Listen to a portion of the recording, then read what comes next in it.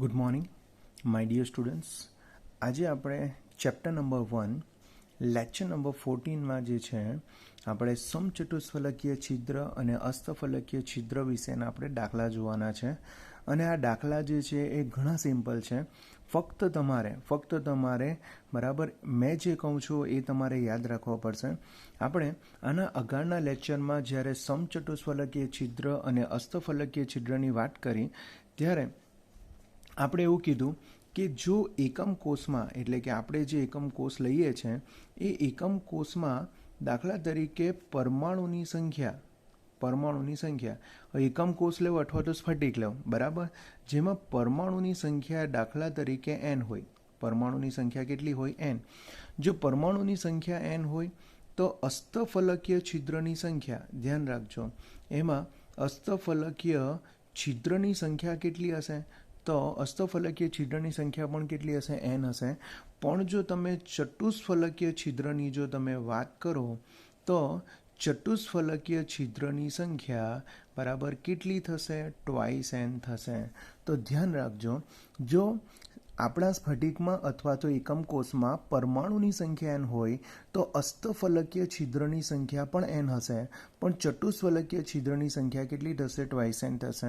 આને આપણે as a એક્સમાં બી દર્શાવી શકીએ કે પરમાણુની સંખ્યા x હશે તો અસ્તફલકીય છિદ્ર પણ x હશે, જ્યારે ચતુષ્ફલકીય છિદ્ર જે છે એ ટ્વાઇસ x થશે. હવે આ જ વસ્તુને ધ્યાનમાં લઈને આપણે ઉદાહરણ નંબર 1.1 કમ્પ્લીટ કરવાનો છે. એટલે કે આપણે પહેલો ઉદાહરણ જોવાનો છે. પહેલા ઉદાહરણમાં કીધેલું છે કે એક સંયોજન બે તત્વ x અને yનું બનેલું છે. તો સંયોજનમાં બે તત્વ છે x અને y. ઓકે, જેમાં y જે છે એ ઋણ આયન છે અને આ ઋણ આયનના પરમાણુ CCP બનાવે છે. એટલે આ ઋણ આયનના પરમાણુ ક્યુબિક ક્લોઝ પેકિંગ રચના બનાવે છે. અને તત્વ x ધન આયન છે અને આ પરમાણુ અસ્તફલકીય છિદ્ર ભરી દે છે. તો સંયોજનનું સૂત્ર શું થશે? તો જરા ધ્યાન આપજો. અહીંયા જે તમારું y જે છે એ y તમારું શું છે? તો y પરમાણુ જે છે એ CCP બનાવે છે. તો આપણે એવું કહી શકીએ કે y બરાબર y જે CCP રચનામાં રહેલા પરમાણુની વાત કરીએ તો રહેલા પરમાણુ કેટલા? તો રહેલા પરમાણુની સંખ્યા આપણે શું લઈએ? n લઈએ. તો x જે છે એ x શું છે? તો તેમાં રહેલા અસ્તફલકીય છિદ્રની સંખ્યા. તો ધ્યાન રાખજો, CCP રચનામાં જેટલા પરમાણુની સંખ્યા હશે એટલા જ તમારા અસ્તફલકીય છિદ્ર પણ હશે. એટલે અસ્તફલકીય છિદ્ર કેટલા હશે? n હશે. પરિણામે જ્યારે આપણે સૂત્ર લખીએ ત્યારે xની વેલ્યુ, xમાં પરમાણુની સંખ્યા કેટલી આવશે? n. અને yની વાત કરીએ તો yના પરમાણુની સંખ્યા બી શું આવશે? n આવશે. જો આ સમીકરણમાં જો આપણે nને બરાબર શું કરીએ? કોમન એટલે કે જો સામાન્ય કાઢીએ તો nને સામાન્ય કાઢતા આપણું સંયોજનનું સૂત્ર બનશે xy. તો ધ્યાન રાખજો, સંયોજનનું સૂત્ર થશે સંયોજન સૂત્ર આપણું થશે xy થશે. તો મારા પ્રમાણે બહુ સિમ્પલ છે. CCP રચનામાં પરમાણુ n હોય તો અસ્તફલકીય છિદ્ર પણ કેટલા હોય? n હોય. પરિણામે x n હશે તો y n હશે અને nને જો સામાન્ય કાઢી નાખીએ તો આપણું સમીકરણ બની જશે xy.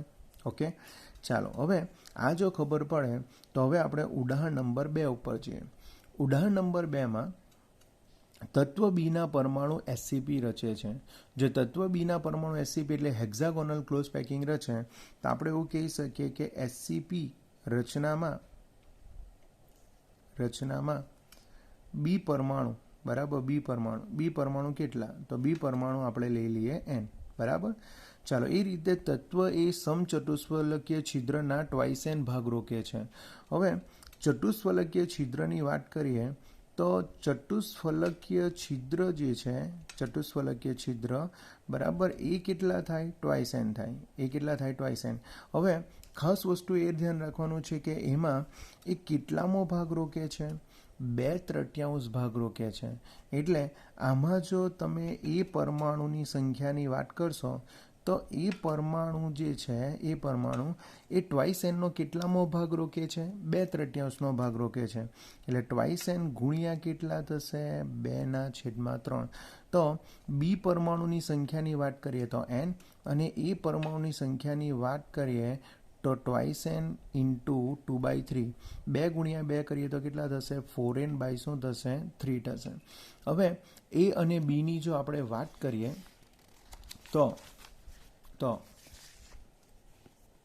એનો જો વિચાર કરીએ તો એ જે છે એ તમારું 4n બાય શું છે? 3 છે. જ્યારે બીની વાત કરીએ તો બીની વેલ્યુ કેટલી છે? n છે.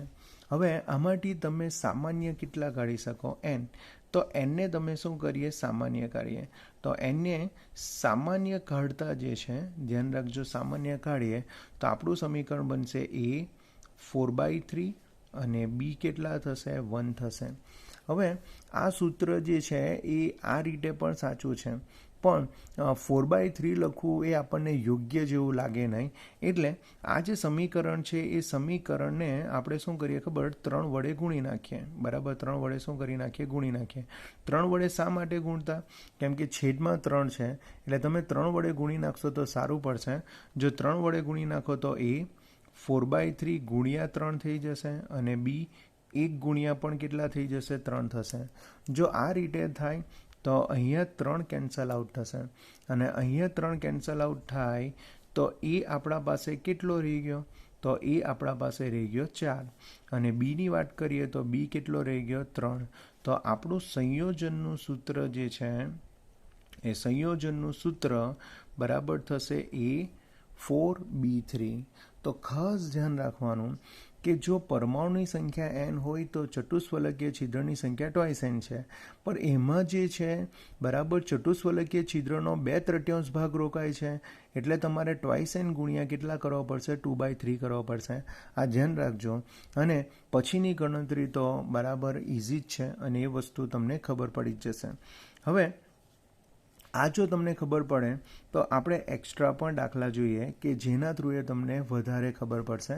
હવે એક્સ્ટ્રા દાખલાની વાત કરીએ તો એક સંયોજનમાં 2 તત્વ છે, એક્સ અને વાય. તત્વ વાયના પરમાણુ SCP બનાવે છે, અને તત્વ એક્સના પરમાણુ ચતુષ્ફલકીય છિદ્ર બનાવે છે. તો સંયોજનનું સૂત્ર શોધો. તો મારા પ્રમાણે બહુ સિમ્પલ છે. તત્વ વાય જે છે SCP બનાવે છે, એટલે આપણે એવું કહી શકીએ કે આ જે તત્વ વાય જે છે એમાં SCP પરમાણુની સંખ્યાની વાત કરીએ, SCP રચનામાં પરમાણુની આપણે સંખ્યા જો લઈએ તો પરમાણુની સંખ્યા કેટલી થશે? n થશે. અને તત્વ એક્સની વાત કરીએ તો તત્વ એક્સ શું છે? ચતુષ્ફલકીય છિદ્ર છે. તો ચતુષ્ફલકીય છિદ્રની સંખ્યા, ધ્યાન રાખજો, આ જે તમારું ચતુષ્ફલક છે એ ચતુષ્ફલકીય છિદ્રની સંખ્યાની વાત કરીએ તો એ પરમાણુની સંખ્યા કરતાં બમણો હોય, ને પરમાણુની સંખ્યા કરતાં બમણો હોય એટલે આ થઈ જશે ટ્વાઇસ n. હવે એ પ્રમાણે જો જોઈએ તો એક્સ તમારું શું થઈ ગયું? ટ્વાઇસ n થઈ ગયું, અને વાય તમારું શું થઈ ગયું? n થઈ ગયું. હવે આમાંથી જો તમે કોઈ કોમન કાઢી શકો તો nને બરાબર આપણે શું કરી શકીએ? આમાંથી સામાન્ય કાઢી શકીએ. હવે nને જો આપણે સામાન્ય કાઢીએ તો આપણા પાસે x2 રહી જશે, અને y શું થઈ જશે? 1 થઈ જશે. અને x2 y1 જે છે એ આપણા સંયોજનનું શું થશે? સૂત્ર થશે. સંયોજનનું શું થશે? સૂત્ર થશે. બરાબર? તો આ રીતે બહુ સિમ્પલ અને ઇઝી દાખલા છે. મારા પ્રમાણે તમને ખબર પડી જ જવા જોઈએ. ઓકે, હવે આપણે એક થોડો ડિફિકલ્ટ લઈએ છીએ દાખલો. થોડો ડિફિકલ્ટ દાખલો એટલે કે એવો દાખલો આપણે હમણાં ગણેલો જ છે, પણ એઝ અ એક્સ્ટ્રામાં આપણે ગણીએ છીએ. એક આયોનિક ઓક્સાઇડમાં ઓક્સાઇડ ઋણાયન છે જે SCP ગોઠવણી કરે છે. હવે ધ્યાન રાખજો, ઓક્સાઇડમાં શું છે? ઓક્સિજન છે, અને ઓક્સિજન કઈ રચના ધરાવે છે? SCP રચના. તો SCP રચનામાં પરમાણુની સંખ્યાની વાત કરીએ તો SCP રચનામાં પરમાણુની સંખ્યા, બરાબર, પરમાણુની સંખ્યા, તો પરમાણુની સંખ્યા કેટલી થઈ જશે? તો પરમાણુની સંખ્યા થઈ જશે n. ઓકે, હવે ધન આયન અસ્તફલકીય છિદ્રનો 2/3 ભાગ રોકે છે. હવે આપણને ખબર છે કે જેટલા પરમાણુ હોય એટલા જ આપણા શું હોય? અસ્તફલકીય છિદ્ર હોય. તો અસ્તફલકીય છિદ્રની સંખ્યા કેટલી થશે? એ પણ n થશે. પણ એનો કેટલામો ભાગ રોકાતો છે? 2/3 ભાગ રોકાય. એટલે જો આયનિક ઓક્સાઇડને જો મેં એઝ અ ધાતુ ગણું, બરાબર, એઝ અ ધાતુ ગણું, તો આ જે ધાતુ જે છે એ ધાતુ અસ્તફલકીય